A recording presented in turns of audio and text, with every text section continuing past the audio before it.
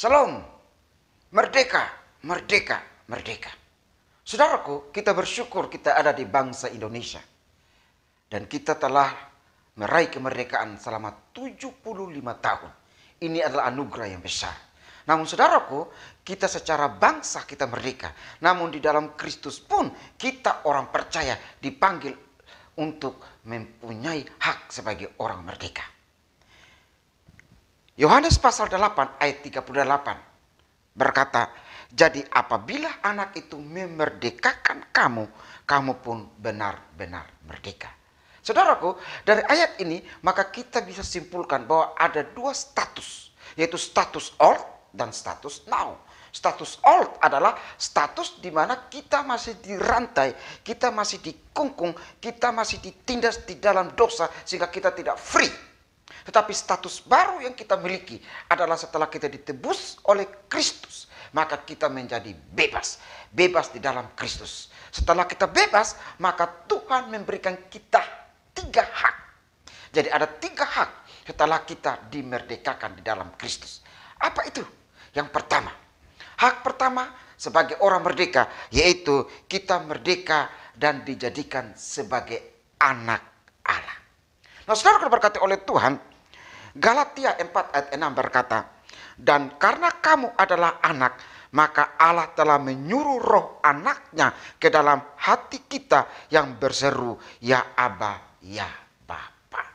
Saudaraku, anak artinya punya relasi, anak artinya punya keintiman, anak artinya punya akses, anak artinya punya hubungan yang cukup harmonis dengan sang Bapa. Anak memiliki hak ahli waris. Anak memiliki hubungan yang begitu intim dengan si Bapa. Kita waktu merdeka, maka kita bukan budak. Kita bukan anak buangan, kita juga bukan orang yang terhempas dari kerajaan Allah. Tapi tatkala kita dimerdekakan di dalam Kristus oleh Roh-Nya yang mati bagi kita, maka kita dijadikan anak. Itu hak kita yang pertama, menjadi orang merdeka. Hak kita yang kedua setelah kita dimerdekakan, yaitu merdeka dari dosa. Saudaraku, dosa adalah God mampet yang menghalangi berkat, karier, menghalangi dan menghancurkan rumah tangga, masa depan, kesuksesan, kesehatan.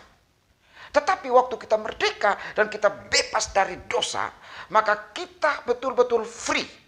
Dosa tidak lagi mengikat kita, dosa tidak lagi mengkungkung kita, dosa tidak lagi menuduh kita, tapi kita adalah orang yang bebas. Roma pasal 8 ayat 15. Sebab kamu tidak menerima roh perbudakan yang membuat kamu menjadi takut lagi, tetapi kamu telah menerima roh yang menjadikan kamu anak. Oleh roh itu kita berseru, ya Aba, ya Bapa. Jadi hak kedua setelah kita dimerdekakan, yaitu merdeka dari dosa. Jangan buat dosa lagi, karena kamu bukan budak dosa. Kamu menjadi hamba, menjadi anaknya Allah. Hak kita setelah kita dimerdekakan, yang ketiga adalah mendapat harta surga. Haleluya. Saudaraku, Paulus menulis dalam Galatia pasal 4 ayat yang ke-7. Kamu bukan lagi hamba, melainkan anak.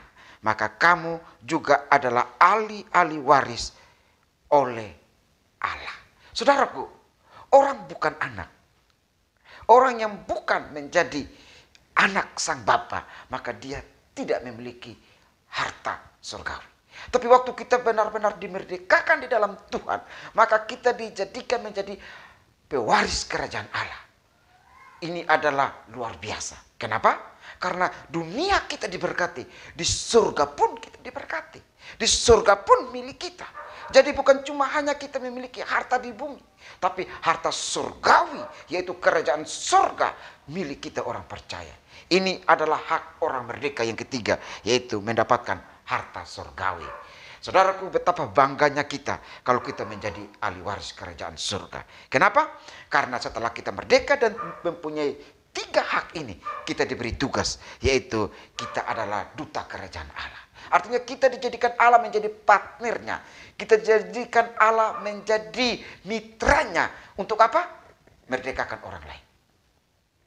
Dan kita juga dipanggil supaya membawa kembali mereka yang sesat. Siapa yang sesat? Yaitu orang-orang pilihan yang telah ditetapkan oleh Bapa melalui pengorbanan Kristus, supaya mereka yang telah ditebus itu dibawa ke surga. Siapa yang dipakai? Saudara dan saya yang telah merdeka. Tidak mungkin Tuhan pakai orang yang belum mengenal Kristus. Tidak. Karena mereka hanya seumpama penjual tiket, tetapi mereka tidak ke surga. Maka saudara dan saya yang sudah merasa merdeka di dalam Tuhan dan diberi hak sebagai anak Allah yang merdeka, maka tugas kita yaitu panggil mereka pulang ke surga, bawa mereka, genggam mereka, peluk mereka, beritakan Injil, bawa mereka ke surga. Karena janji amanat agung, Great Commission Tuhan di dalam Markus pasal 16 ayat yang ke-20. Mereka pun pergi memberitakan Injil ke segala penjuru, dan Tuhan turut bekerja dan meneguhkan firman itu dengan tanda-tanda yang menyertainya. Artinya apa? Kita menjadi mitra, duta kerajaan Allah. Kita dikasih tugas untuk membawa mereka yang sesat kembali ke jalan yang benar, yaitu surga yang kekal.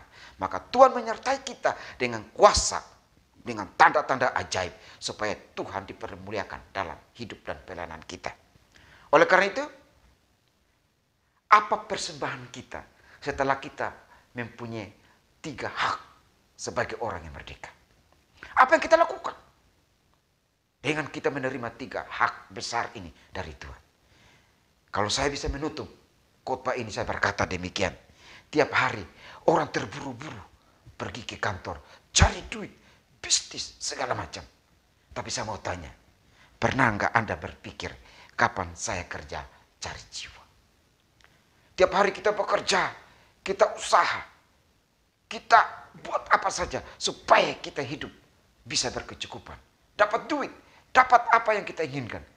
Tetapi saya mau tanya, engkau sudah merdeka. Adakah pernah terlintas dalam benakmu, terlintas dalam hatimu yang telah ditebus oleh Kristus, berkata, kapan saya kerja cari jiwa?